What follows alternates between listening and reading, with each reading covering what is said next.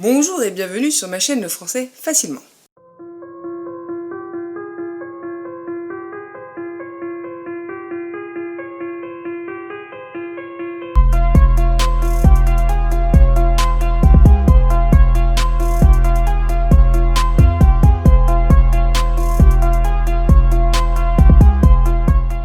Aujourd'hui, le registre tragique. Depuis la nuit des temps, l'humanité a connu les guerres, que ce soit de clans ou entre pays, mais aussi des grandes pandémies. Du coup, le registre tragique est un grand classique dans la littérature. La situation tragique est sans issue. Le héros va mourir. Il le sait, c'est inévitable. Mais il l'acceptera. C'est pour ça que c'est le héros. C'est donc lié aux émotions et à la fatalité des choses. Et c'est ce qui va provoquer la tristesse et ou la pitié chez le lecteur ou le spectateur. Commençons avec la situation tragique. Il y a 3 possibilités. Tout d'abord, l'intervention d'une force supérieure ou d'une divinité.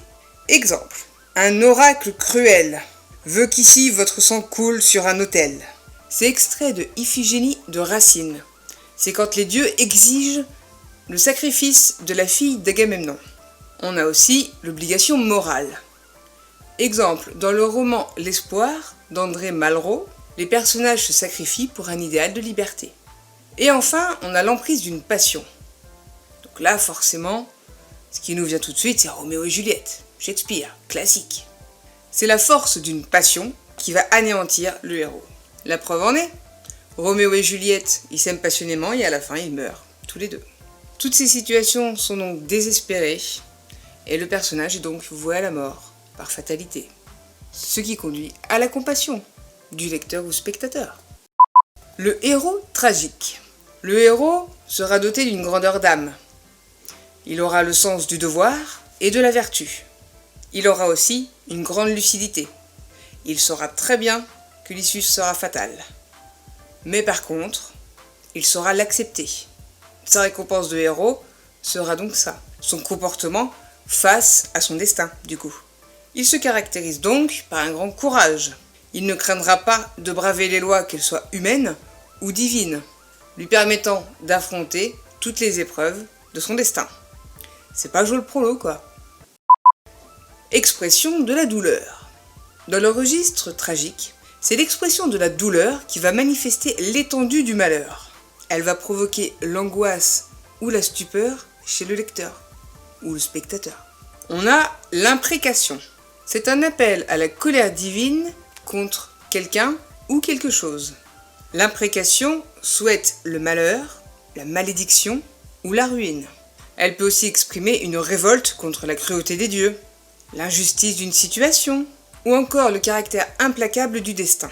Exemple, que ta destinée perverse s'accomplisse. Mal d'aurore, adieu.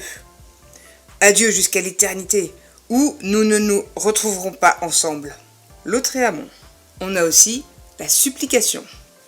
C'est une forme de prière, où on implore avec insistance une divinité ou un être. Exemple, hélas, je suis, Seigneur, puissant et volontaire. Laissez-moi m'endormir du sommeil de la terre. Alfred de Vigny. Les procédés du registre tragique. Tout d'abord, le lexique et les images. Il y a une très forte charge émotive, des connotations affectives qui correspondent au temps fort de l'existence. Donc la vie, la mort, l'amour, les passions.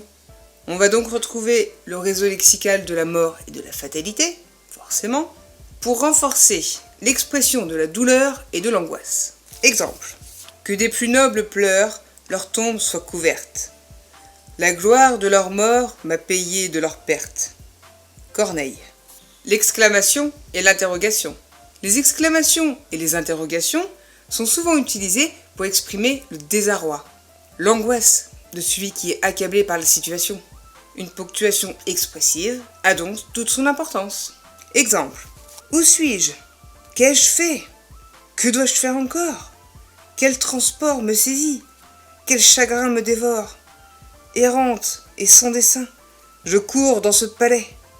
Ah, ne puis-je savoir si j'aime ou si je hais? le cruel, de quel œil il m'a congédié. Racine.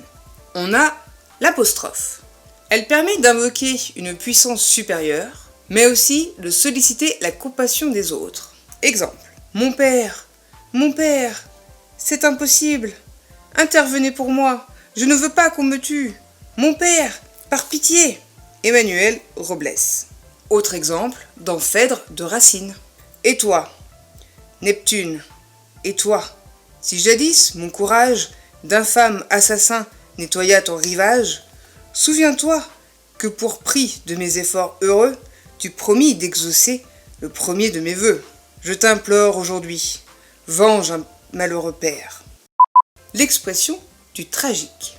Dans le genre dramatique de la tragédie, le registre tragique s'épanouit pleinement, forcément. Dans la tragédie grecque, le héros est soumis à la volonté des dieux. Son destin fatal répond le plus souvent à une erreur commise par lui-même ou par quelqu'un de sa famille, ou encore par son peuple. Son origine est donc extérieure au héros.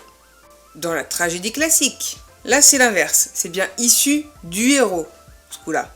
Il s'individualise de plus en plus. Du coup, son dilemme le renvoie à son sens du devoir. Ça le renvoie à son devoir moral ou à sa passion.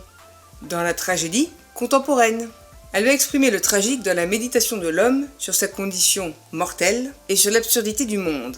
Dans le genre poétique, dans le genre épistolaire, dans le genre argumentatif, dans le genre narratif, on pourra même le trouver dans des tonalités inattendues. La dérision et l'ironie sont des moyens de mettre à distance le tragique. Le cynisme, c'est souvent l'expression d'une angoisse. L'humour noir et l'agressivité vont aussi parfois manifester une angoisse. Voilà. Ce registre, c'est ça. Souligner la souffrance du héros, en plus une issue fatale, que celui-ci va accepter. C'est triste quand même. Voilà, sur ces notes très gaies, plus ou moins, je vous laisse intégrer ce flot d'informations et n'hésitez pas, likez, partagez, commentez, activez la petite cloche et abonnez-vous si ce n'est pas déjà fait. Bonne journée, à la prochaine.